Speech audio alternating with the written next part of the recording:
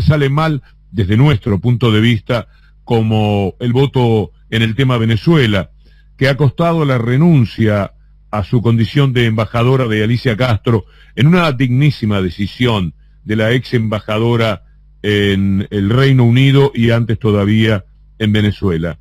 Porque hay un panorama muy distinto, de muchos matices, para expresarlo mejor, dentro del Frente de Todos. No cabe ningún tipo de duda. Hay derecha e izquierda. Hay una izquierda dura, hay una derecha nostálgica de cuando podían hablar más desde la derecha.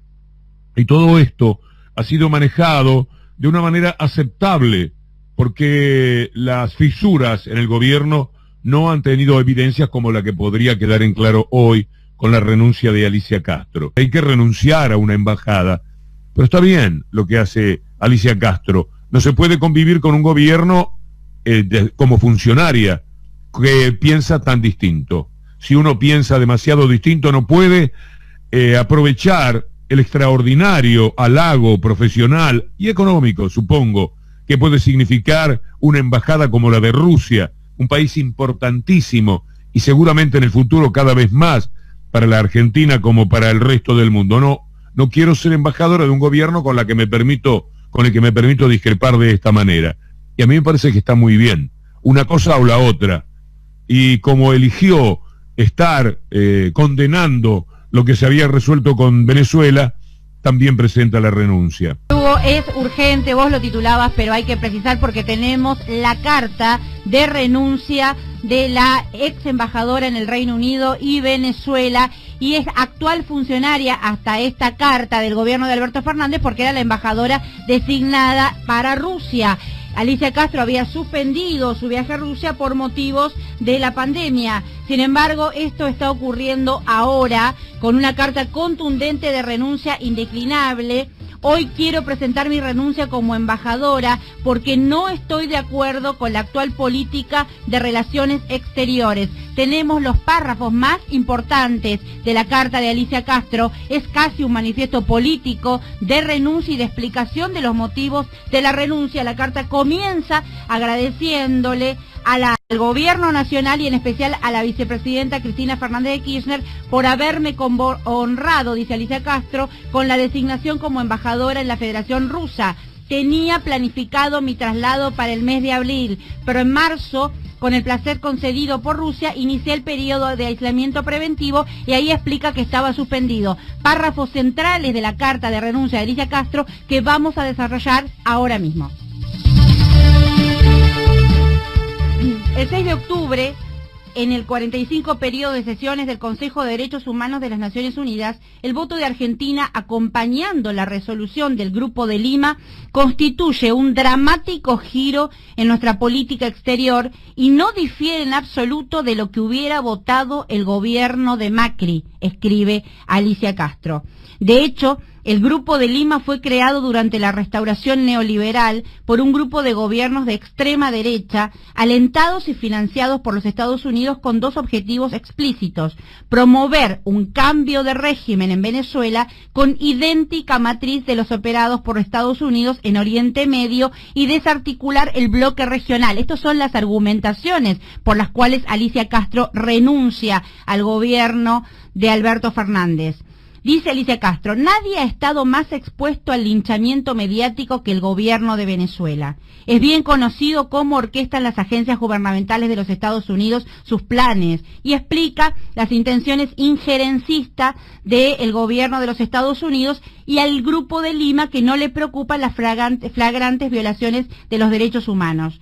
Cabe preguntar por qué, dice Alicia Castro, el gobierno de los Estados Unidos y al Grupo de Lima no le preocupan las flagrantes violaciones de los derechos humanos en Chile, en Bolivia, en Brasil, en Honduras o en Colombia, y explica las situaciones de cada uno de esos países que tuvieron en su momento acuerdos de paz firmados y recuerda el progresismo latinoamericano con Néstor Kirchner, Hugo Chávez, Fidel Castro.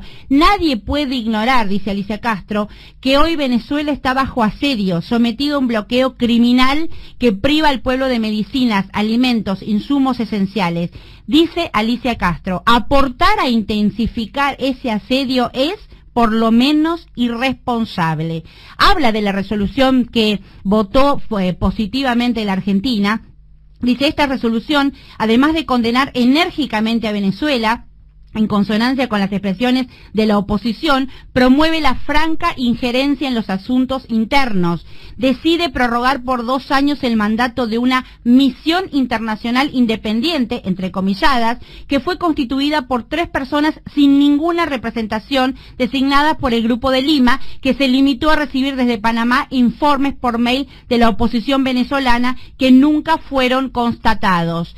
Habla también del cinismo por el tema del COVID que expresa la resolución y cómo Venezuela atravesó el tema de la pandemia. Y dice, no me voy del frente de todos y todas al que el kirchnerismo aportó tanta energía, tantos esfuerzos y la mayoría de los votos y construyó tantos sueños, lo dice entre signos de admiración. No podría seguir instrucciones de Cancillería que no comparto y que considero reñidas con el interés de la nación.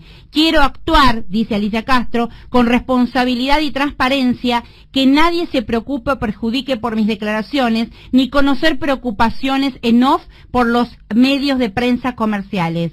Mi posición y mi ideal de construcción de la patria grande es hoy, como fue durante los 2 gobiernos de Kirchner, y seguirá siendo firme e inclaudicable siempre. Así termina la carta de renuncia a este manifiesto político. Alicia Castro, que recordemos, está presentando su renuncia, dice, hoy quiero presentar mi renuncia como embajadora porque no estoy de acuerdo con la actual política de relaciones exteriores. Y lo bien que hace, cuando no hay una idea común con el gobierno, dar el paso al costado es lo aconsejable. Por supuesto que pienso como Alicia Castro en cuanto a las connotaciones que tiene el voto de la Argentina. La felicitación bastante irónica de Juntos por el Cambio lleva en el vientre justamente el recuerdo de actuar como a Macri le hubiera gustado, como a Patricia Bullrich le hubiera significado algo importante. Una pena, y también una pena perder a Alicia Castro, que es una embajadora de lucha, en realidad ideal para países donde hay un gran contacto y una problemática. Eso queda en el camino, por lo menos de momento. Las circunstancias políticas a veces pueden cambiar. Hay muchas cosas que hay que reconocerle al gobierno argentino. Aquí está Evo Morales, no en cualquier lado. Aquí se le ha hecho una pelea grande a Bolivia, al gobierno asesino de Yáñez, y ya vieron ustedes cuál fue la respuesta hace poco tiempo de ese gobierno. Y aquí se había dicho, y espero que se sostenga, que las elecciones en Venezuela, las próximas, tienen valor, que le da validez a las elecciones de Venezuela, con lo cual se va a respetar el juego democrático de Venezuela. Muy triste sería que esa posición cambiara. Frente a lo que hace la ONU, la Comisión de Derechos Humanos, sumarse, nos da mucha pena porque sabemos perfectamente de dónde viene todo esto. Lo dijo con elocuencia la carta de Alicia Castro. Es un tiempo de muchos problemas, de mucha confrontación internacional. La embajada de los Estados Unidos es una embajada de Trump, o sea, peor que lo que de por sí es una embajada de los Estados Unidos. La presión que fue llevar el otro día a Cancillería es una vergüenza que el gobierno argentino tiene que reparar y estar muy atento para que no intente este señor convertir a la Argentina nada menos en una colonia. Hay que pararlo, hay que decirle que aquí manda el gobierno de la Argentina. El señor está pensando distinto, habló de la justicia, se metió anticipadamente con el tema Venezuela, intentó dejar mal parada la propia Cancillería, que había emitido un comunicado en el que no se daba cuenta de lo que habían hablado con Venezuela, pero eso sí lo hicieron. Ellos tuvieron la personalidad, entre comillas, o sin ellas, de anunciar que habían hablado mucho. Fue lo más importante que decía el comunicado de la Cancillería de los Estados Unidos. Y se suma la Interpol. Ayer apareció un tuit de Robert Noble diciendo que todo lo que hay para decir de la Interpol en el tema del memorándum con Irán, lo tiene que decir él, que fue el protagonista. Pregúntenle a Robert Noble, dice Robert Noble. ¿Qué es esto de Interpol cruzándose en el camino de Noble a título personal convocado por la justicia argentina y diciendo no, lo que vamos a responder somos nosotros? Estamos hablando de embajada de Estados Unidos, pero también de un gobierno de Estados Unidos que se lleva todo por delante. No nos olvidemos que el drama de la deuda de la Argentina tiene mucho que ver con Trump, que pretendía darle todo el dinero que fuera necesario para que Macri se mantuviera en el poder.